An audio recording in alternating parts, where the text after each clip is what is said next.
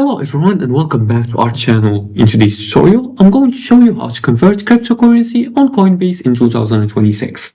Did you know you can swap one crypto for another directly inside the Coinbase? And here's exactly how to convert the crypto step by step. Now before we start, you have to know that Coinbase is a secure online platform for buying, selling, transferring, and storing cryptocurrency. Now, in order to be able to join this platform, you're gonna go to the Coinbase.com and make sure you log in with your account. Or if you don't have an account already, you can click on the sign up button and you can sign up with your Google account, or you can create an account by entering your information. Once you create an account, you're gonna make sure to log into that account. And after that, if you're using a web browser, the first thing you wanna do is to sign into your Coinbase account. You're gonna sign in.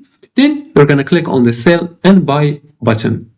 So that you're going to click on sell buy button. And at the top, you're going to choose the convert option instead of buy or sell. Once you do that, you're going to choose crypto to convert from. You're going to select the cryptocurrency you currently own. And then you're going to choose the crypto to convert to. And after, you're going to select the crypto you want to receive. Then you're going to enter the amount. You can type the amount you want to convert. Then you're going to tap preview convert and review the exchange rates and any fees. And if everything looks good, confirm the conversion.